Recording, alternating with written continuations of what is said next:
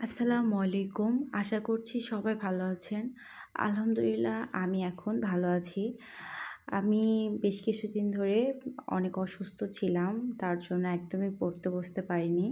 তবে আজকে থেকে আবার নতুন করে পড়া শুরু করছি। পড়াশোনায় মনোযোগ আনতে সবচেয়ে বেশি যে জিনিসটা আমাকে সাহায্য করে তা হলো ১ কাপ লাল চা। সো আমি ১ কাপ লাল চা দিয়েই নতুন করে পড়া শুরু করছি।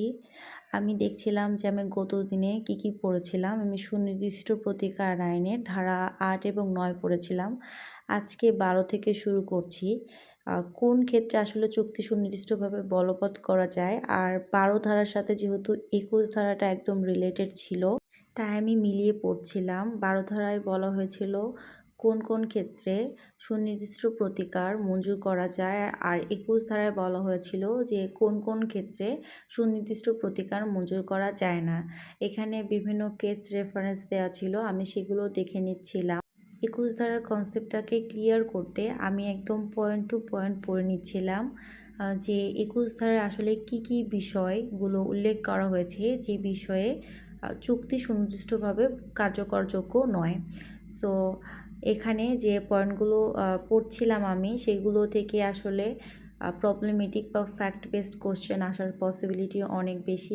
তাই আমি আমার কনসেপ্টটাকে একদমই ক্লিয়ার করে নিচ্ছিলাম যেন যেকোনো প্রশ্নের উত্তর আমি লিখতে পারি।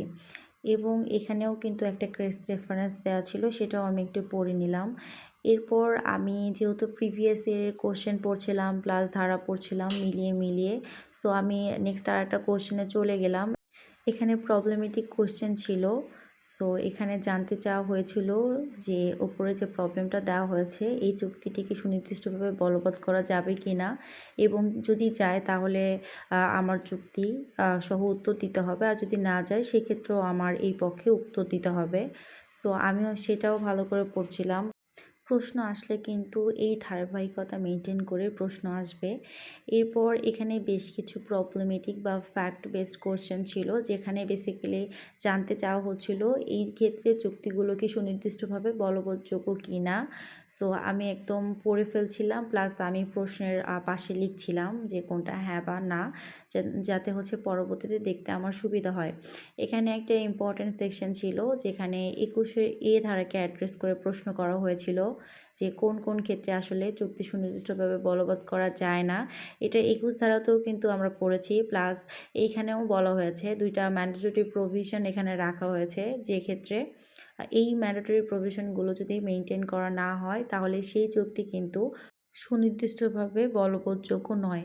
এখানে বেসিক্যালি ২টি প্রভিশন ছিল যে লিখিত হতে হবে এবং নিবন্ধিত হতে হবে, প্লাস আপনাকে চুক্তির অবশিষ্ট মূল্য আদালতে জমা দিতে হবে, এবং তাহলেই কিন্তু আপনি আপনার যে চুক্তিটা রয়েছে সেটা সুনির্দিষ্টভাবে বলবৎ করার জন্য আদেশ পেতে পারেন, বা আপনি সেক্ষেত্রে মামলা করতে পারেন।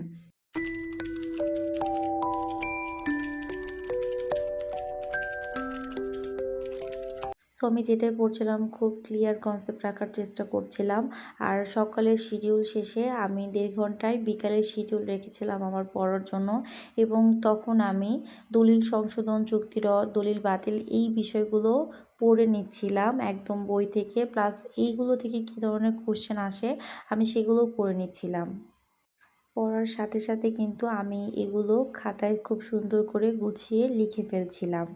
এর সাথে আমি ধারা ৪২ ও পড়ে নিয়েছিলাম।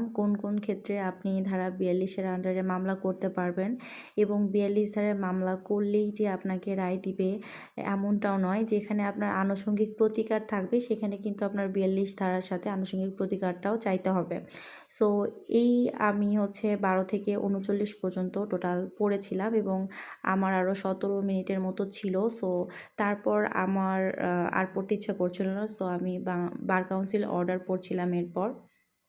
পড়া শেষে আমি বেসিক্যালি বার কাউন্সিল অর্ডারের যে চ্যাপ্টার 2 ছিল বা 3 ছিল, সেই চ্যাপ্টারগুলো 2, 3 আমি কমপ্লিট করছিলাম।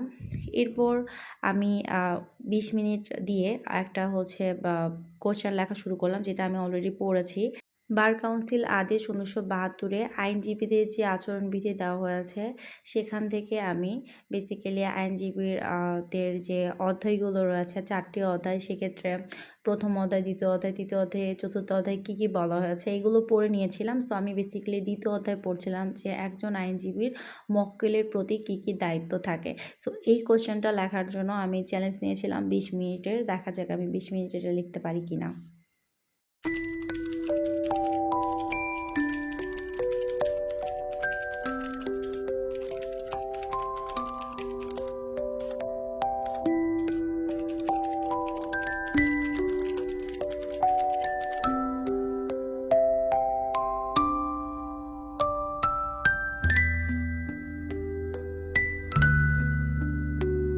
কিছু, কিছু বিধি আসলে আমার মনে ছিল না। সো আমি ফাঁকা রেখে যাচ্ছিলাম।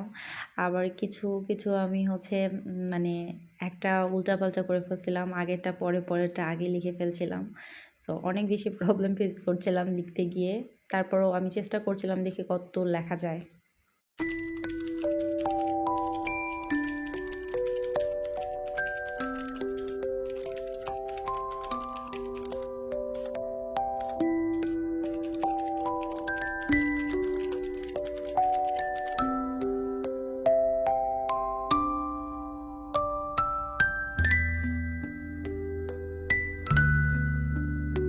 এটা লিখতে গিয়ে আমি কিছু, কিছু কাটাকাটি করেছি, কিছু, কিছু মিস করেছি। কিছু, কিছু জায়গায় হচ্ছে আমি ১৩ নাম্বার বিধির বিষয়বস্তু ১৪ নাম্বারে লিখে ফেলেছিলাম। ১৪টা ১২ নাম্বারে লিখে ফেলেছিলাম। সো কিছু, কিছু মিস্টেক করে আমি করেছিলাম এবং টোটাল প্রশ্নর উত্তরটা লিখতে আমার সময় লেগেছিল ১৩ মিনিট ২১ সেকেন্ডের মতো।